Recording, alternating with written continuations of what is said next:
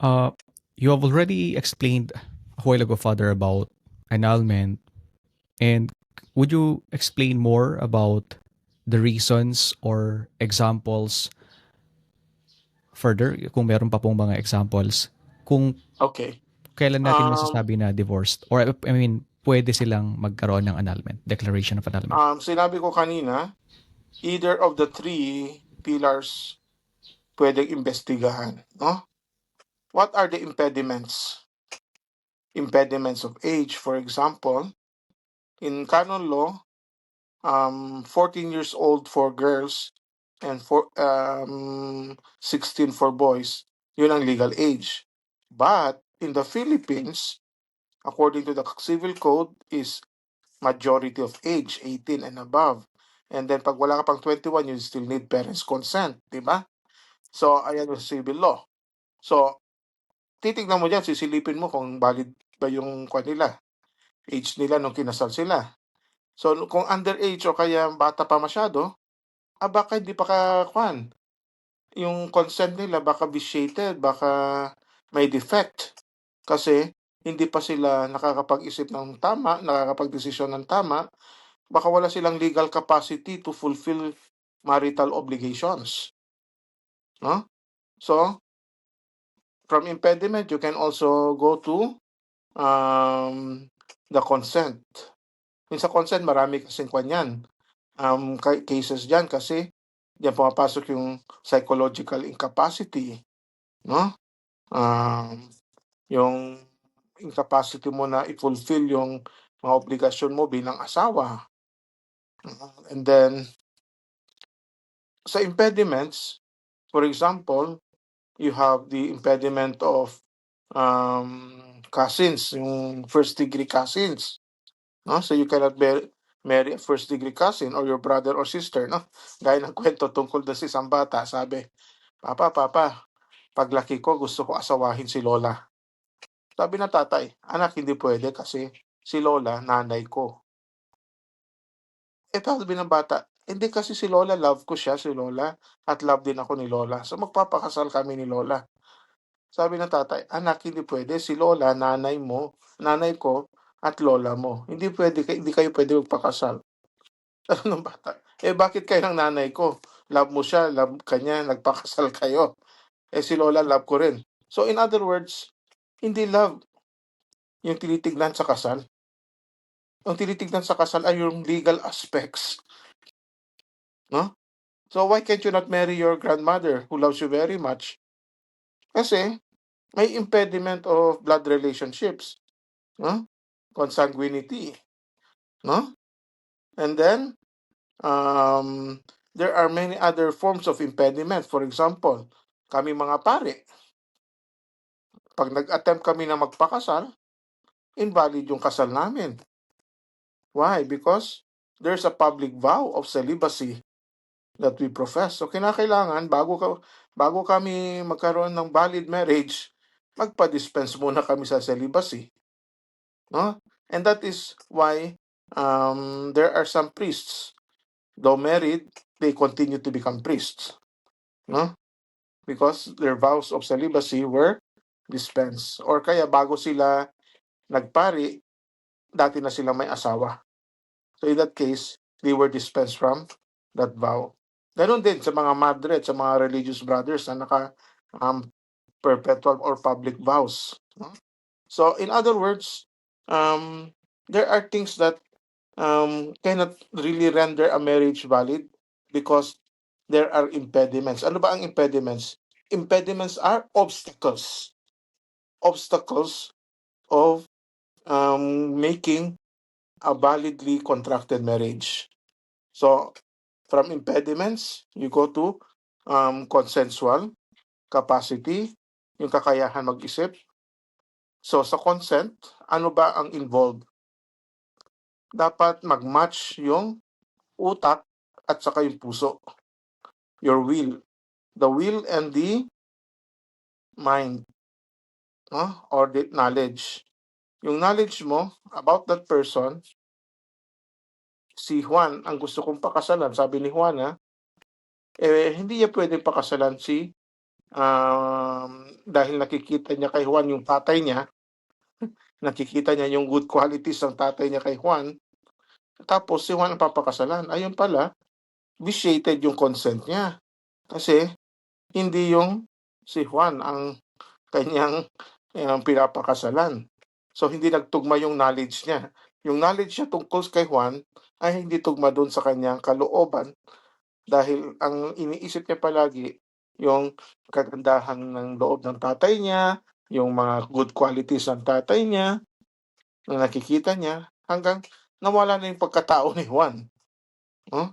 So, in other words, dapat alamin mo, kilalanin mo na mabuti yung inaasawa mo, aasawahin mo. No? So, for example, yung mga arranged marriage, di ba? Bakit later on magiging kwan yan, invalid yan? Bakit pwedeng maanal yan? Hindi sila magkakilala eh. Kasi mga magulang magkakilala. No? For example, o dahil gustong kumuha ng visa, magkaroon ng fiancé abroad, no? So there's fraud, impediment na naman 'yon, no? So pero the easiest is na i-declare na null and void ang isang kasal ay yung lack of canonical form. Ano ito? For example, kinasal sila pero yung ministro pala na nagkasal, in-invite nila sa parish, no? Invited na pari. Yung pari na yon hindi nagpaalam sa parish priest na siya mag-o-officiate ng kasal. So, walang delegation. So, the parish priest did not consent na siya ang magkasal. Pwedeng i-declare yun na null and void ang kasal kasi hindi yung parish priest ang nagbigay ng delegation. So, kinakailangan may delegation palagi ang parish priest. Uso na kasi ngayon ganyan, di ba? Kesyo si father ganito, kaibigan namin, kilala ng pamilya namin, family friend, or pinsan namin. Dapat yung pare, he has to seek the permission of the parish priest. Because marriage in the church has always to take place inside the church. No? Kaya bawal ang garden marriage, bawal ang beach marriage, mga wedding na yan kung saan-saan, no? So, yan ang pinaka-easy na i-prove, no? Or kaya yung nagpakasal sila pero hindi consummated. Anong ibig sabihin nun? For example, yung pala, yung lalaki ayaw niyang galawin yung babae, hindi sila makapag sex kasi bakla yung lalaki, no? So, ayaw niya sa babae. So, kahit na nagpakasal sila, hindi dahil sa pagiging bading ng lalaki, kaya null and void yung kasal, kundi hindi na consummate. Ibig sabihin, hindi nagalaw. At dahil hindi na consummate, walang kwan, paano mo i-prove ito na hindi nagalaw? Dalhin mo sa doktor, dalhin mo sa expert, ipatingin mo yung babae kung talagang virgin pa siya at hindi nagalaw at hindi kwan. So, by the declaration na yon ng doktor na intact pa rin, and then they can apply for declaration of annulment. Kasi ito, na lang ito, documentary na lang ito. Mga prueba-prueba, medical certificate, gano'n na lang, no? So, yung canonical form, napakadaling i-prove yan kasi it's usually documentary. Pero ang napakahirap na i-judge palagi ay yung pumapasok under consensual incapacity. Kasi pag-aaralan mo psychologically, and at the same time, you have to prove and you have to get psychological experts na mag-explain bakit kinakailangan null and void ito. So, in other words, masyadong mabusisi. No? So, there are many other cases. Ang naririnig natin palagi kasi, lalo na sa mga artista, annulment, no? Pag sinasabing nagpa-annulment na si ganito, si ganyan, ang lagi nasa isip nila ay napakamahal. No, but you have to take note, during the time of Pope Francis, isa sa mga ginawa niya is gawing pastoral issue ito talaga na kung maaari, free of cost or redemption of cost. Anong ibig sabihin ng redemption of cost? Yung gastos, yun lang. Yung gamit na papel, yung um, stipend ng mga judges, ganun. Yun lang. No? So, meron pa ginawa si Pope Francis. And that is what you call the briefer process or the shorter process sa annulment.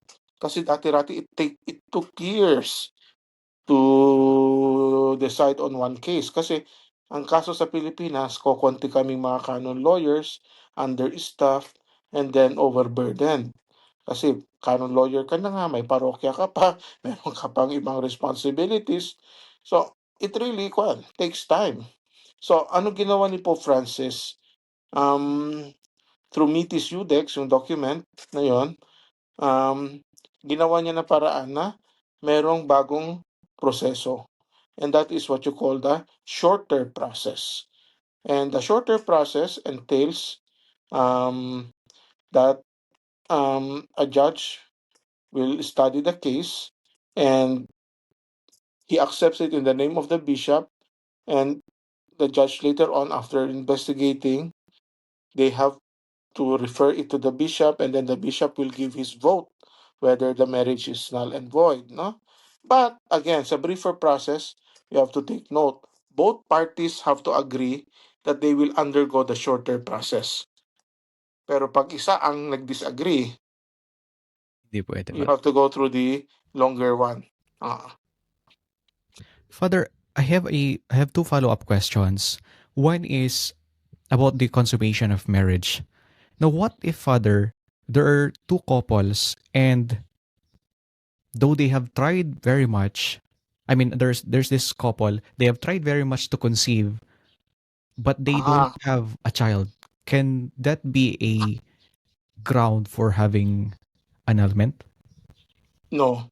Sterility or barrenness is not a ground for annulment. Iba yon sa impotency. Ano What's the yung difference? impotency? Yung impotency is the capacity to do the sexual act in a human form. No? For example, ayun pala, masyadong maliit yung male organ na hindi makapenetrate sa female organ. So, there's incapacity to procreate. No? Samantalang yung pagiging baog, yung pagiging barren, that is not incapacity. In the sense na, pwede nyo pa rin gawin yung marital act, yung sexual act in a human form. No?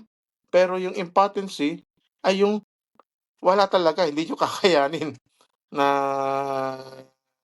magawa ng paraan na gawin yung pagtatalik sa pamamagitan ng dalawang tao, sa pamamagitan ng human way na tinatawag natin. No? So, in that case, you are no longer fulfilling the end of marriage to procreate. No? Pero yung pagiging baog, still, you can do the marital act. Although you cannot perhaps conceive. Ah. This other question, Father, this might be a side question about marriage din po. Father, why can't we have a marriage outside the physical church? If there's this couple, there's the priest, why can't we do it in a garden, in a resort? Okay. First, kasi the sacraments are celebrated always in the church, no? Maliban kung, for example, mass wedding, hindi kaya siya sa kapilya, o kaya ordination, gaya sa maliit yung parish church, no? Pero yung kasal, it has to be in the church in the sense na it has to be registered in the parish. Kasi, andyan tinatawag natin na jurisdiction, no? So, For example, ang sinasuggest namin, kung gusto mo mag-beach wedding, may sikat na political figure before. They wanted to get married sa Boracay. So ano yung pastoral? So from canonical, you go to pastoral point of view naman. How will you help them? Gusto talaga nila ng beach marriage, beach wedding. So ang ginawa namin, okay, you can do your wedding at the beach, but before that, punta muna kayo sa simbahan, let us solemnize your marriage. Maski kayo lang na mag-asawa at yung mga parents ninyo, and let us solemnize the marriage in the church.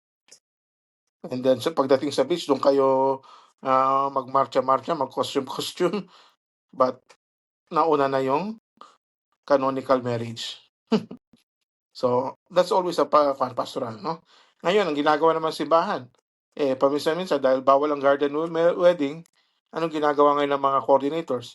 Yung simbahan, ginagawang garden, punong-puno ng mga bulaklak, punong-puno ng mga halaman, no? So, pastoral. So, the church always has a solution, no? Thank you for that, Father. Now, going back to divorce, yeah, we cannot avoid that some marriages really have problems. Uh, let's say, allow me to use the term unsuccessful marriage. Now, what would the church say, or what would you say to someone who feels judged or unwelcome at church because they have undergone divorce or they have undergone annulment? Okay, first, the church is so much talking about synodality, no? Journeying together. So as we journey together with sinners and saints alike, no? So as Pope Francis said, the church is not a museum of saints, but a hospital for sinners. So we have to be welcoming even to public sinners, because that was what Jesus did, no? He welcomed public sinners, he welcomed prostitutes, he welcomed tax collectors, and that is the mission of the church. So what we have to do is look at them with compassion and mercy. No? They are living in a situation that is perhaps not their fault. It is a situation that it's difficult to explain. Why? Because perhaps romance has died out and they want another way of life already. So, the church understands them. So, diyan pumapasok yung tinatawag natin na pastoral accompaniment. So, pastoral accompaniment reminds us to be very sensitive to their situation, no? Understand them, and looking at them always with compassion. Those who are in a situation of objective situation of sin, for example, gaya ng sinabi ko, those who have attempted remarriage, they are still members of the church. Yet, again, some of their obligations are suspended. Huh? So, for example, nagpakasal si Juan, tapos na yung kasal niya, nag-divorce, tapos nagpakasal uli. Now, Juan goes to you for confession. Sasabihin ni Juan, Father, forgive me. Nagnakaw ako, blah, blah, blah, blah. Tapos, sasabihin din niya uli, Father, nag-asawa uli ako. You cannot absolve him because it's still di ba? So what will you do? Hindi naman pwedeng pagalitan, hindi mo rin pwedeng palayasin. Hindi. So ano gagawin mo? No? Yes, talk to him nicely. Okay, I understand your situation, but you cannot go to communion. When communion time comes, just pray to the Lord so that if you pray deeply and wholeheartedly, God will listen to you. And perhaps you can pray that you can successfully find a way to declare your marriage null and void in the canonical form in the church, di ba? So, encourage them to seek for annulment. Baka may masilip, baka may maimbestigahan na defect sa impediment or sa consent or sa form. Father, second to the last question, Father. Father, what actions does the church do in order to avoid this kind of situations, annulment or even divorce? Dapat palakasin natin yung preparation for marriage, no? In fact, many parishes already are conducting hindi na lamang day or days, but weeks of marriage preparation. So in this case, nagkakaroon tayo ng mga tawag nito, programs gaya ng ME, Couples for Christ Formation, tapos meron din yung Getting to Know Each Other process, tapos marami rin tayong mga program locally, like what we have in our archdiocese, Adal Kasar, no? Sa Adal Kasar, meron niyang tatlong aspects. Meron niyang catechesis, meron niyang family and life practical matters, and then of course, marriage preparation guide, no? So, napakalaki ng papel ng canonical interview na ginagawa ng pari. That's why I'm asking, and I always emphasize, it's the parish priest or one of his assistants should do the canonical interview, the initial interview of those applying for marriage. Hindi dapat gawin ng katekista, hindi dapat gawin ng family and life head, kundi dapat yung pari ang gumagawa ng interview. So, that's it. Palakasin natin to. And at the same time, sa young professionals, what they can do is join, for example, organizations like um, Youth for Christ, no? May mga programs yan. And then, bago ikasal, meron din yung mga parang weekend encounters, ganun, no? So, it's really in the preparation phase na crucial.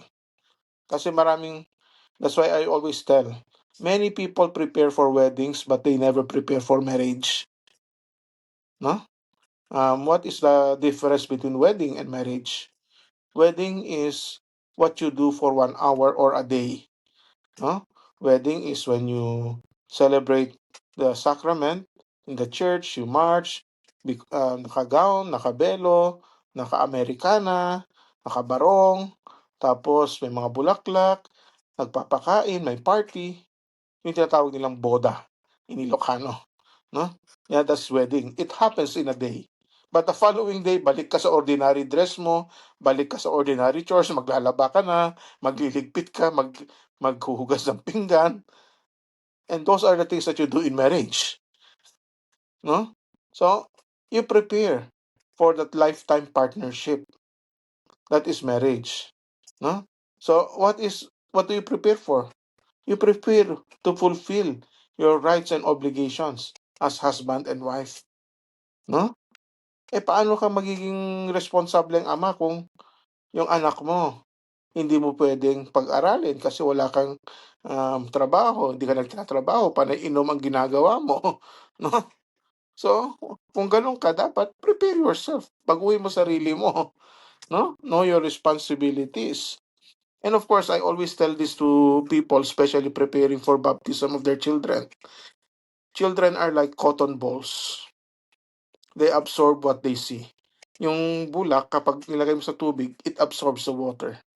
And so it is with children. When you put them in a family that is dysfunctional, a family that is problematic, they absorb everything, no?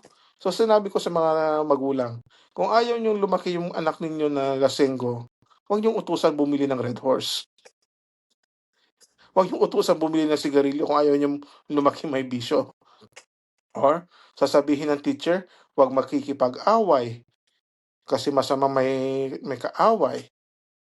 Tapos uuwi yung bata, yung tinuro ng teacher nasisira sa masamang example ng parents.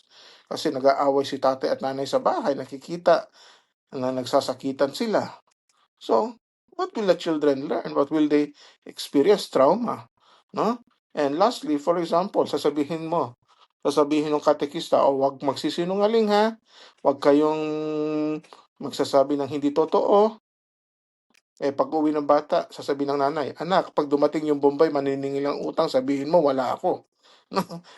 So the husband and the wife have to prepare themselves, not only for themselves as husband and wife, but also for the children that they are bringing into the world, because it's their responsibility to educate them and bring them up in the faith. Thank you, Father. I think my last question would be to help those who are entering into marriage. What advice can you give to those who want to have this sacrament? Una, kilalanin muna ninyo ang bawat isa. And of course, know yourself. No? Know yourself, whether you are really prepared, you are knowledgeable about what is marriage, whether you are able to fulfill the obligations, and of course, do you know who are you are marrying? No? And involve yourself in the life of the church. Iba pa rin yung may support system. Marami ngayon ang easily broken up kasi walang support. They find it difficult to find people to advise them, people to comfort them. No? So I hope that they get involved more in church. Hindi naman yung active na magiging member ka sa simbahan, maging lector, commentator. Well, involve yourself in the life of the church, meaning know your faith. No? Study, especially the sacrament of marriage. Kasi, bakit ka hihingi ng isang bagay na hindi mo alam? Diba? As they say, you cannot love someone or something that you do not know. So, knowledge and will go hand in hand together. So, pag walang knowledge, your will can be vitiated. Pag wala namang will, tapos walang knowledge, may knowledge, kahit kakilala mo, you can never come out with something. No? So, again, gaya na sinasabi nila, kung may araw ng mga puso, may araw din ang mga utak. So, dapat palaging may utak at puso sa may mga relationships. I think that's all for today, Father. Thank you for sharing with us your knowledge about divorce, annulment, this legal separation, and the church's stance or statements about these matters. Hopefully, we can have more priests like you who can share about the faith and someone you can lean into. Lalong-lalo na po ngayon, Father, na marami pong questions about the faith, about how should we act as Christians. And thank you for agreeing to have this interview, Father, despite knowing that you have many schedules. Father, thank you po ulit. It's my That's it. pleasure and thank you. Kindly give us, Father, your final blessing The Lord be with you, and with your spirit. and may Almighty God bless us all, the Father and the Son and the Holy Spirit. Amen. Amen. Jesus, Mary, and Joseph be with us and always guide us so that we will have holy families in the church and in our society. Amen. Amen. That's it, fellow Oscars. Thank you very much for watching. Please like and share this video and subscribe in this channel to reach more people. God bless.